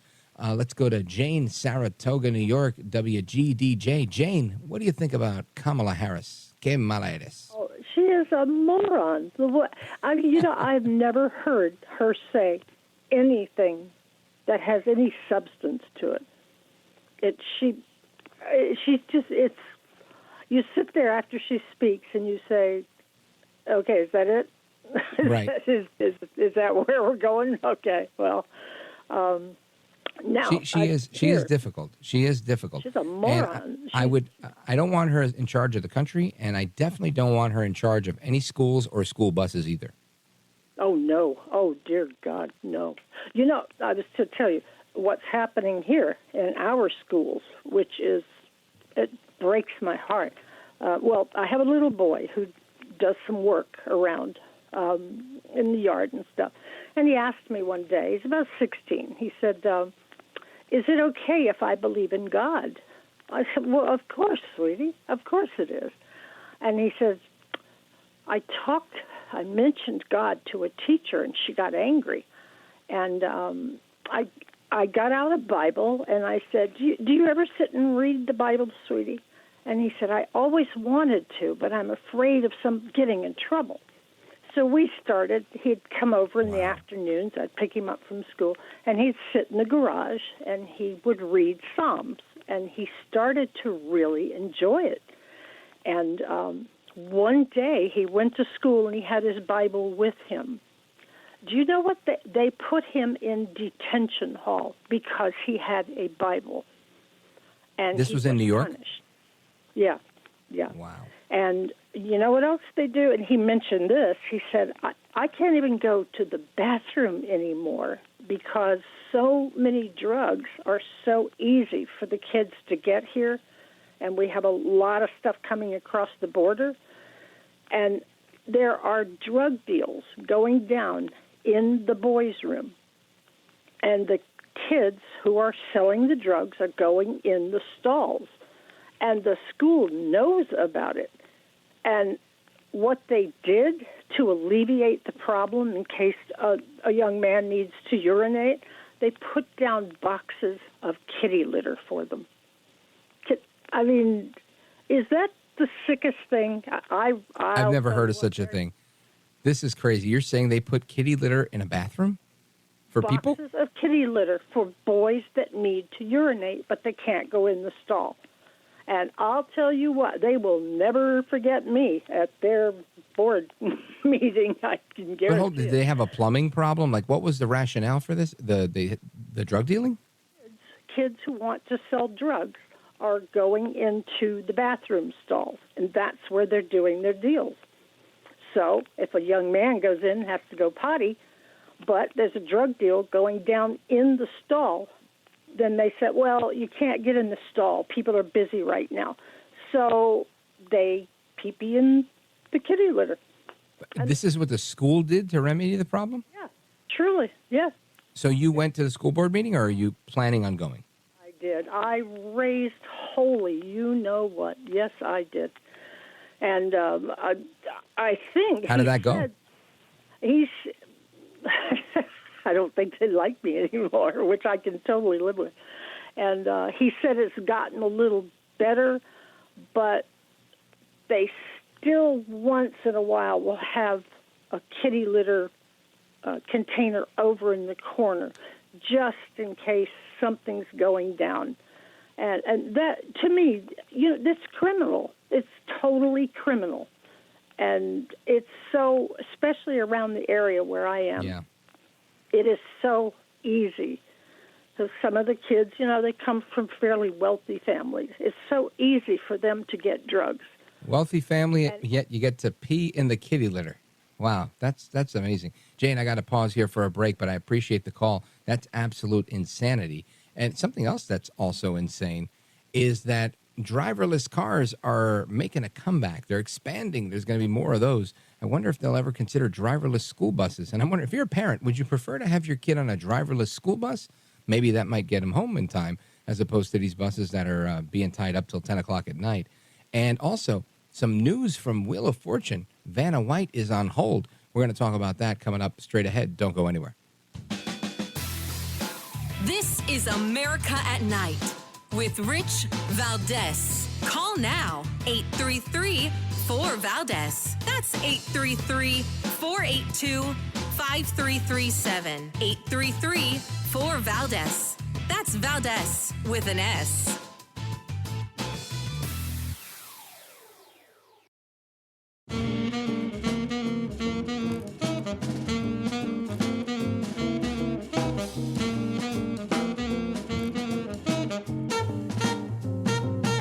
No hair, no care, and live on the air, it's Rich Valdez. Call now, 833-4VALDEZ. That's 833-482-5337. 833-4VALDEZ. That's Valdez with an S. All right, so here we go. We're talking about robo-taxis, right? California has now given a company called Waymo and Cruise, another one, the go-ahead to charge passengers. This is a vote that just passed the California Public Utilities Commission 3-1 to approve this 24-hour service. This robo-taxi company, two of them, Waymo and Cruise, now have permission to offer round-the-clock driverless rides. Yep, you heard that right. To fee-paying passengers in San Francisco. Isn't it funny how everything starts in San Francisco or New York or Los Angeles? I mean, I understand these are big markets, big cities, but at the same time, it's just kind of crazy. I mean, I remember seeing videos of this when they started talking about this where people were getting hurt. I think one guy even died. But until now, both of these autonomous ride-hailing companies have been able to offer restricted service in the city. But on Thursday afternoon, the California Public Utilities Commission approved resolutions that would allow them to go ahead and start charging passengers and run 24 hours. Kind of crazy to me. If you go out and you have 1, 2, 3 Malbecs, and you're like, I'm not going to drive. Let me get into a driverless taxi. And in my driverless taxi, I mean, it's kind of weird. I'm not always one. People think, oh, you must like to talk to everybody. I don't really want to talk to everybody. When I'm doing my business, actually, I'm usually very annoyed if the Uber person is, how's your day going? What kind of music do you like? Blah, blah, blah. I could pass on all that, honestly. I like the hello, goodbye, how are you? I try to be polite, but I'm in my phone half the time, right? I gotta talk to my producers. I gotta go back and forth. We gotta, secure the guest, this and that. I'm doing that all day. I'm on my phone all day. So the last thing I want to do when I'm having a breather, or I got to read an article, or stay up to speed on what's going on, work with sources, people calling me, blah blah blah. So I just think it's crazy that the driverless car. You would think I would want a driverless car because I don't always want to talk to the drivers, but that's kind of crazy. You know, it's like, I don't know. Like if I say, hey, can you stop at the 7-Eleven? I want to get, a drink. I don't know. It just doesn't make sense to me. I don't know if you're into that type of thing. You let me know. Let's go to the phones. 833-482-5337, 833-4-VALDEZ. Let's go to Bedford, Indiana, WBIW. Sarah, welcome. You're on with Rich Valdez. Go right ahead. Hey, Rich, great show. I'm a custodian at a school, and I'm really horrified to hear about the conditions that lady was describing. We have a sane school district. I don't know how they aren't taking measures to curb this. The school hallways have cameras. The teachers could make a note. They can watch the camera, see who goes in, what, when, to see if same kids are always going to the bathroom together.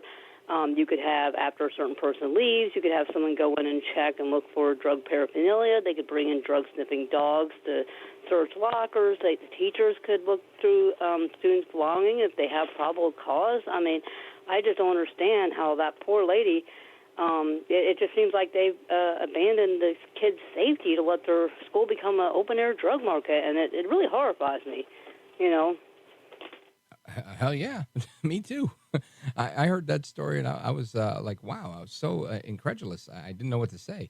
That's absolutely horrifying. And you're right. All the things you mentioned can be done. But what comes to mind is when I see these countless videos, when I'm scrolling through Instagram, Sarah, I look and I see videos from the Lexit movement and other people they put out a lot of really good video content. And I look at it and you see these groups of young teenagers, with their faces covered, and they go to the Yves Saint Laurent store and they just break stuff and they steal everything and they just run out of the store with as much, bags and clothing as they can. And they're doing it in jewelry stores. And this is widely known and accepted by the people in these areas. They're saying, you know what, it's insured, it's okay.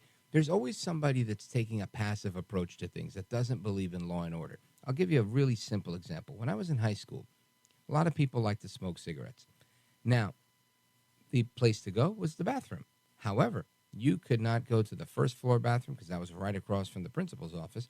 The third floor bathroom, nobody went there because they would police it regularly and be like, hey, you can't smoke in here. There was like a bathroom monitor at times. But the second floor bathroom in my high school never had anybody watching it. And it was almost like an open secret that if you wanted to smoke cigarettes, you would go to the second floor bathroom. This was my entire 4 years of high school. So, I look back at this now as an adult and I think, surely they knew. And when I bump into people that graduated before me, they're like, oh, second floor bathroom. Yeah, I remember that. That's where everybody went to smoke. This is what it was. So clearly the school was turning a blind eye. They knew what was going on and they did nothing to stop it. I figured they thought, all right, we won't let them do it in the other two bathrooms, but they'll let it do it here. Even when people would get caught, like the school security guy would come in, he'd open the door and be like, all right, put it out, guys, put it out.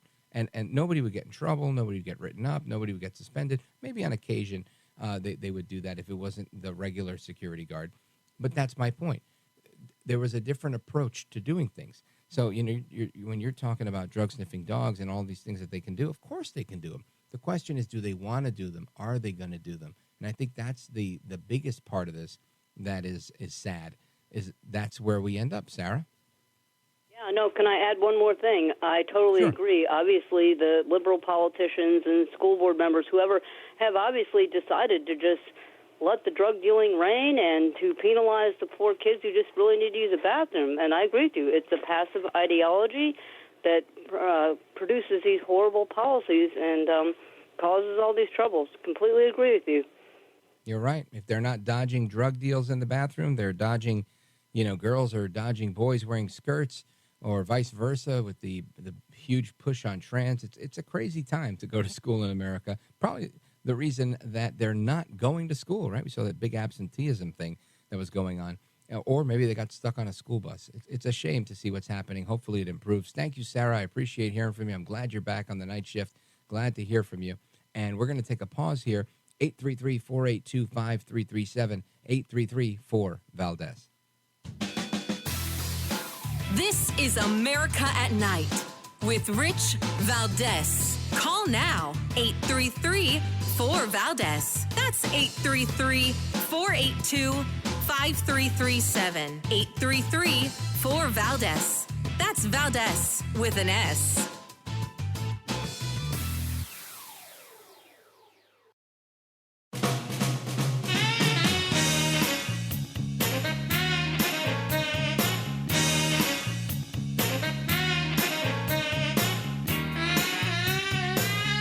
America at Night with Rich Valdez. All right, America, welcome back. It's the Friday night edition of America at Night. I'm happy to be with you guys. We have the best callers on this program. I'm so grateful to have great callers. And one of those great callers is Paul from Zanesville, Ohio, WHIZ. Paul, go right ahead. Hey, good evening, Rich. Yeah, the only upside I can see of that driverless taxis is that there wouldn't be as many taxi drivers getting robbed. That's the only upside, because I'm not going to get in a vehicle with no driver. I'm sorry. This AI, I don't trust it too much. You know, like if I go out and I've had a few, which me and my wife are responsible people. We take a taxi cab.